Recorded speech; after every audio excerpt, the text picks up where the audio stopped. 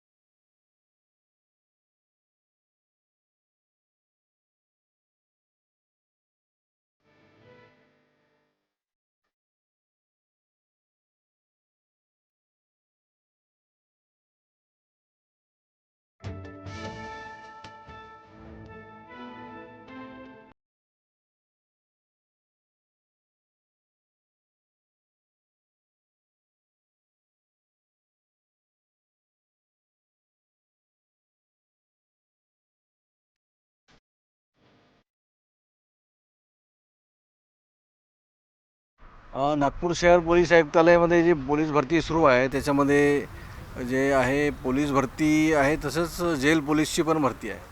त्यामुळं कॅन्डिडेट्सची संख्या आमच्याकडे 1,30,000च्या जवळपास अर्ज प्राप्त झालेले आहे. रोज आम्ही साधारणतः 2,000 ते 2,500 उमेदवारांना या ठिकाणी प्रवेश देत आहोत.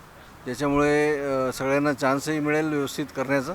आणि उन्हाची तीव्रता वाढती आहे त्याचा अंदाज घेऊन आम्ही जास्त उशिरा घेऊ शकत नाही.